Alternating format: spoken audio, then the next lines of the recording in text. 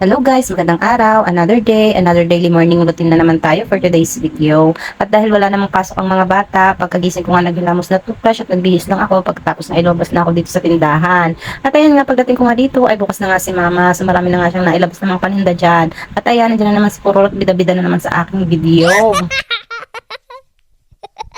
So, hayaan nyo na yan siya guys. Lagi talaga yan nandyan sa amin tuwing umaga dahil nanghihingi nga siya ng pangkape or kaya minsan pambiling sigarilyo. Tapos, mang-aasar lang yan sa akin. Sanay na kami dyan guys. Kaya sinasakyan na lang talaga namin yung mga trip niyan. Pagkataling ko nga dyan sa tindahan, ay ayan, isinet up ko nga lang itong aking camera. At ayan, tinutulungan ko na nga dyan si mama maglabas ng iba pang paninda na hindi pa na ilalabas. So, medyo mabigat pa nga yung katawan ko dyan guys. Tapos, yung mata ko pugtong-pugto kasi nga nanood nga ako ng gabi ng drama. Diyos ko po, iyak ako ng iyak. Mama Mia, dalandala ako ng palabas. Ewan ko ba, relate na relate talaga ako dun sa aking pinapanood. Kaya ayun, napapaiyak talaga ako. So kung dati, love life ang aking iniiyakan tuwing gabi, aba ngayon, drama na. So ako lang ba guys, ang ganon, na tuwing nanonood ng drama at iyakan ng eksena ay napapaiyak din. Guys, nakakaiyak talaga yung mga ganong eksena guys, no? Yung nanonood ka lang ng drama pero naiisip mo yung mga pinagdaanan mo. Kaya ayun, pati ikaw napapaiyak. So balik na nga po tayo dito sa aking video. So makaran nga lang ng isang oras. Ayan, tapos na nga kami ni mama mag-display. Ayan, tingnan nyo naman guys, ang ganda tingnan kasi madami pang laman. So dahil sem break na nga ng mga estudyante, so wala muna akong hatid serye for today's video. Pagkatapos na namin mag-display dyan ni mama, ay bumili nga muna ako ng aking kape. At ako may magtitimpla na ng aking kape. Dahil alam nyo naman, kulang ang morning ko kapag walang coffee. Dahil nga coffee is life. At tingnan nyo naman ang itsura ko guys, epekto ng panonood ng drama, pagampaga yung mata, o diba, stress na stress yan.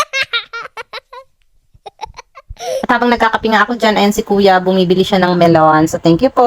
Tapos, sumunod naman nga itong si nanay, bumili siya ng suha. So, thank you din po. At fast forward na nga, dahil okay na sa tindahan, umuwi na nga muna ako. At dahil ako'y maraming gagawin sa aming bahay. At ayan, tingnan nyo naman ang aming bakuran. Ang dami na namang dahon ng avocado. Pero hindi muna ako magwawalis for today's video, guys. Pagpasok ko nga, ay dahan-dahan nga ako pumasok dyan dahil sisilipin ko kung anong ginagawa ng aking bunso. At ayan, bukas yung TV, wala siya. So, nandun pala siya sa kusina, guys. At tingnan nyo naman ang kanyang ginagawa. O, diba? Feeling vlogger din yan, guys. Magbubukas lang yan ng cup noodles. Pero tingnan nyo naman at naka-video pa. O, diba? Manang-mana talaga sa pinagmanahan. Hindi niya nga alam na nandyan na nga ako sa loob niyan. Kaya hindi ako nag-iingay. Nakatago nga ako dito sa pader. Tapos binibidyohan ko lang siya dyan. Kasi titingnan ko kung ano talagang kanyang ginagawa. At anong gagawin niya pa dyan. Tapos na nga niyang mabuksan dyan yung cup noodles. At ayan, binibidyohan pa rin niya. Tapos maya-maya nga lang din, kinuha niya nga dyan yung initan ng tubig. At ayan, nakita niya ako, nahuli niya ako na nagbibidyo sa kanya. Kaya ayan, bigla siyang tumigil sa kanyang ginagawa. Maya-maya nga lang din yan, ayan, nag-ayos naman ako dito sa aking mga hinugasan kagabi at akin ang ilalagay sa mga lagayan para nga hindi makalat dito sa aking lababo. At pagkatapos ko ngang ligpitin yung mga pinaghugasan kagabi dyan, ay ito naman ang aking aasikasuhin, ang aking labahin. Diyos ko po, tingnan nyo naman guys at gabundok na naman. O siya, wait for part 2.